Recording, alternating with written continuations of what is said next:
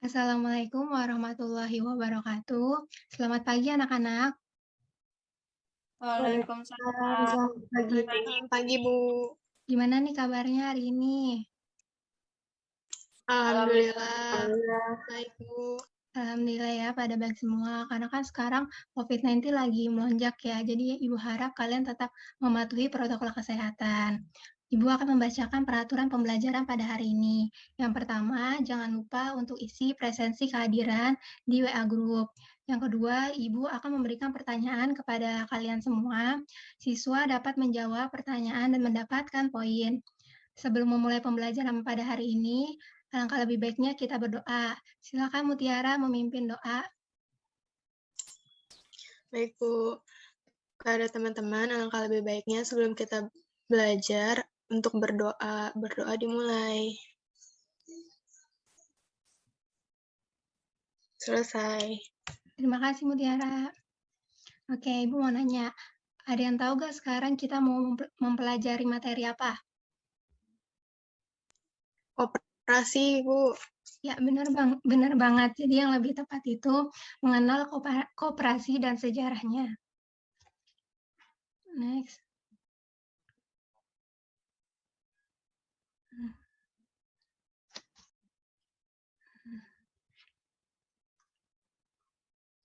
Next.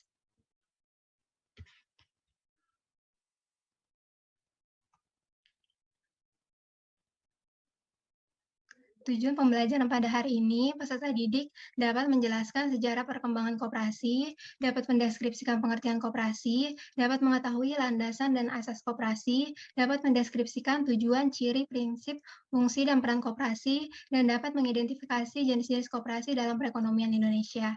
Next. Selanjutnya, Ibu akan memberikan sedikit gambaran tentang materi pembelajaran hari ini. Jadi, gerakan koperasi digagas oleh Robert Owen dengan menerapkan pada usaha permintalan kapas di Neulanark, Skotlandia pada tahun 1810. Nah, tahun 1896, koperasi di Indonesia dipelopori oleh R. Arya Wiratmaja dan perkembangan koperasi terus meningkat. Nah, perkembangan koperasi tentunya tidak terlepas nih dari pengertian, landasan, asas, tujuan, ciri, fungsi, dan peran koperasi.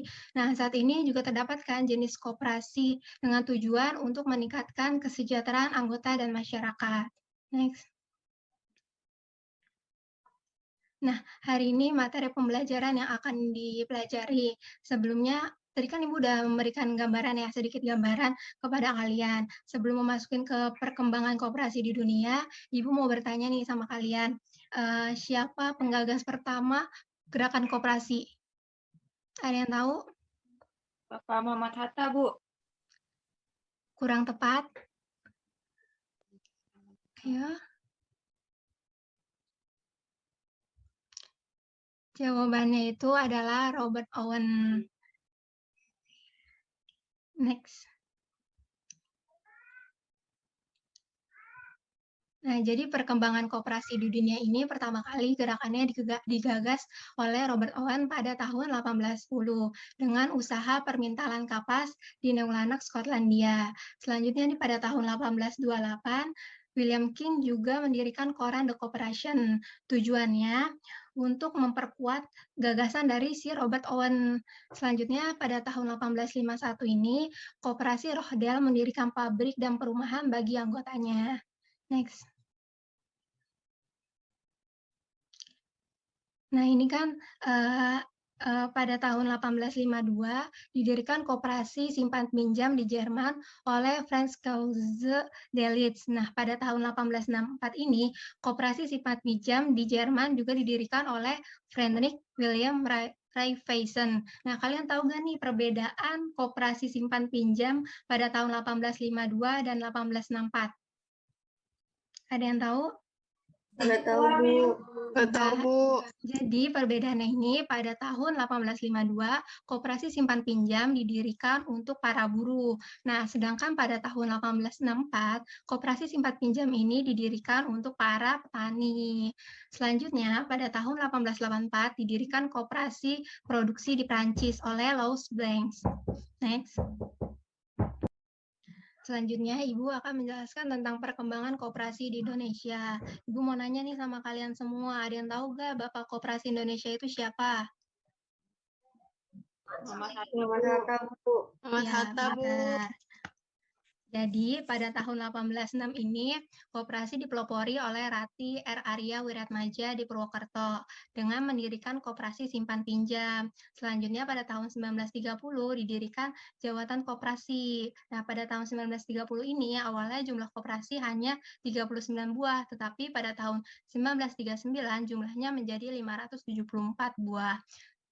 Hal itu karena didirikannya jawatan koperasi. Jadi karena adanya jawatan koperasi, jadi perkembangan koperasi di Indonesia itu jadi pesat. Selanjutnya pada tahun 1992 dikeluarkan Undang-Undang Nomor 25 Tahun 1992 tentang perkoperasian. Nah, pemerintah juga mengeluarkan nih Peraturan Pemerintah Nomor 9 Tahun 1995 tentang kegiatan usaha simpan pinjam oleh koperasi. Tujuannya untuk memperjelas kedudukan koperasi dalam usaha keuangan.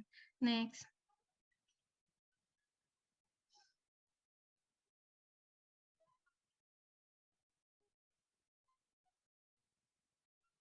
Nah, Ibu mau nanya nih, apa itu koperasi menurut kalian? Saya Bu, Ya, apa koperasi? koperasi adalah badan usaha yang terdiri dari orang perorangan atau sekelompok orang yang didirikan berdasarkan atas asas kekeluargaan dengan Ya, tujuan benar untuk sekali, Lia. Jadi, koperasi itu berasal dari kata bahasa Inggris yang artinya co berarti bersama dan operation yang artinya usaha. Jadi, usaha milik bersama.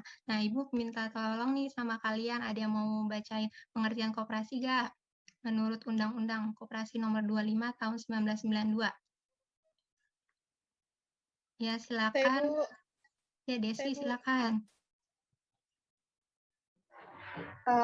Menurut Undang-Undang Koperasi Nomor 25 Tahun 1992 Pasal 1, badan usaha yang koperasi itu adalah badan usaha yang beranggotakan orang seorang atau badan hukum koperasi dengan berlandaskan kegiatan berdasarkan prinsip koperasi sekaligus sebagai gerakan ekonomi rakyat yang berdasar atas asas kekeluargaan.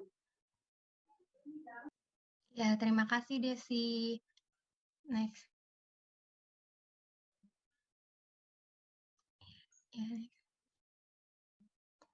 Nah, selanjutnya ada landasan, asas, tujuan, dan ciri-ciri koperasi. Pertama, tujuan koperasi ini meningkatkan kesejahteraan anggota pada khususnya dan masyarakat pada umumnya. Jadi, koperasi itu bukan hanya mensejahterakan anggotanya saja, tetapi juga masyarakat Indonesia. Selanjutnya, asas kekeluargaan. Apa sih maksudnya dari asas kekeluargaan ini? Jadi, usaha yang dijalankan koperasi menjadi tanggung jawab bersama. Jadi kalau misalnya di koperasi lagi ada masalah nih, dan cari solusinya bukan hanya ketua dari koperasinya saja, tetapi seluruh anggota koperasi. Selanjutnya, landasan dari koperasi ini adalah Pancasila dan Undang-Undang Dasar 1945.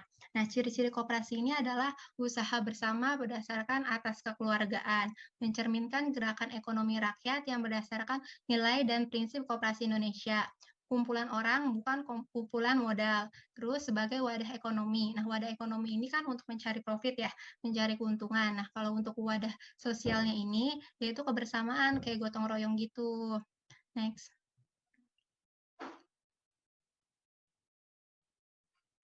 Nah, selanjutnya ada prinsip koperasi. Yang pertama, keanggotaan bersifat sukarela dan terbuka. Jadi, siapa saja yang mau menjadi anggota koperasi itu diperbolehkan, bebas gitu. Selanjutnya yang kedua, pengawasan oleh anggota diselenggarakan secara demokratis. Maksudnya ini, anggota secara aktif menetapkan kebijakan dan membuat keputusan.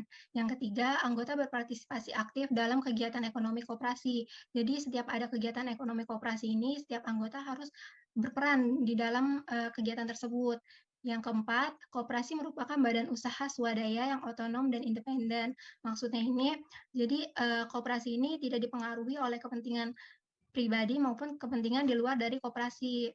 Yang kelima, koperasi menyelenggarakan pendidikan dan pelatihan kepada anggota dan masyarakat. Yang keenam, koperasi melayani anggota secara prima dan memperkuat gerakan koperasi dengan bekerja sama. Jadi bekerja samanya bisa antar regional, antar internasional. Jadi koperasi itu nggak hanya berdiri sendiri, dia juga butuh untuk kerjasama. Yang ketujuh itu, koperasi bekerja untuk pembangunan berkelanjutan melalui kebijakan yang disepakati oleh anggota. Jadi awalnya anggota ini kan membuat kebijakan ya, setelah itu nanti disepakati oleh anggotanya yang bertujuan untuk pembangunan berkelanjutan. Next.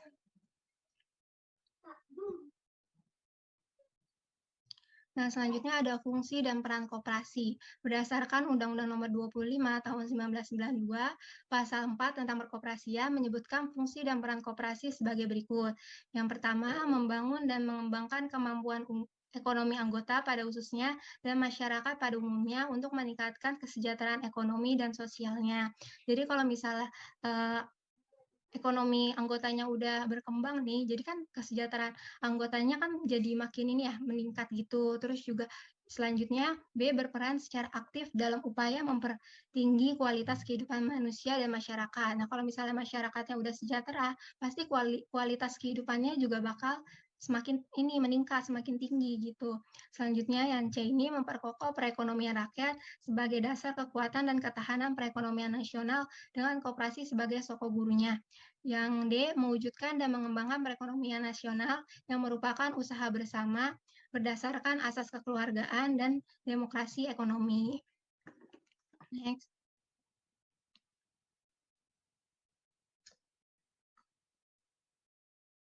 Ya, selanjutnya ini ada jenis-jenis koperasi. Pertama, koperasi simpan pinjam. Nah, koperasi simpan pinjam ini adalah koperasi yang mengelola usaha simpan pinjam. Contohnya ini pada koperasi sejahtera yang ada di gambar ini, yang paling bawah. Nah, yang kedua adalah koperasi produksi. Koperasi produksi ini adalah koperasi yang mengelola usaha produksi barang-barang tertentu. Contohnya ini adalah KPSBU Lembang. Ini dia memproduksi susu. Selanjutnya yang ketiga adalah koperasi konsumsi. Koperasi konsumsi ini adalah koperasi yang mengelola usaha penjualan barang-barang konsumsi. Contohnya ini ada di Koperasi Setia Bakti Wanita. Yang keempat adalah koperasi pemasaran. Jadi koperasi yang menyelenggarakan fungsi distribusi barang atau jasa. Koperasi jasa itu koperasi yang mengelola usaha layanan jasa. Gitu. Next. Nah, jadi materi pembelajaran hari ini kan sudah selesai. Ada yang mau bertanya? Tidak, Bu. Oh, oke. Karena nggak ada yang mau bertanya, Ibu pengen salah satu di antara kalian menyimpulkan materi pembelajaran hari ini. Ada yang mau? Ya, silakan, Oke, Bu. Mutiara. Ya, jadi pada pertemuan kali ini, materi hari ini kesimpulannya itu, koperasi pertama kali digagas oleh Robert Owen di New Enak, Skotlandia. Nah, sedangkan koperasi di Indonesia dipelopori oleh Patih R. Arya Wiratmaja. Pengertian koperasi sendiri itu badan usaha yang beranggotakan orang seorang atau badan hukum atas asas kekeluargaan. Koperasi terbagi menjadi 5, yaitu ada koperasi simpan pinjam, koperasi produksi, koperasi konsumsi, dan koperasi pemasaran, dan koperasi jasa, Bu.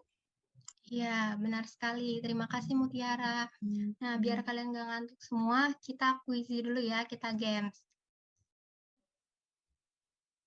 Nah, ini kode kuisisnya. Ayo kita masuk. Kita join ya, guys. Nah, sambil menunggu kalian join, Ibu akan menjelaskan tentang tugas untuk minggu pertemuan besok ya.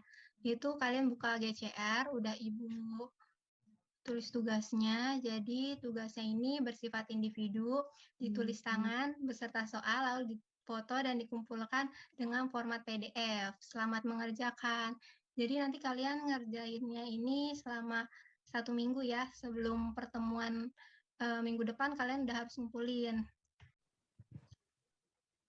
Ya, sekian pembelajaran pada hari ini. Semoga bermanfaat bagi kita semua. Tetap jaga kesehatan. Terima kasih. Wassalamualaikum warahmatullahi wabarakatuh. Waalaikumsalam warahmatullahi wabarakatuh. Terima kasih, Bu.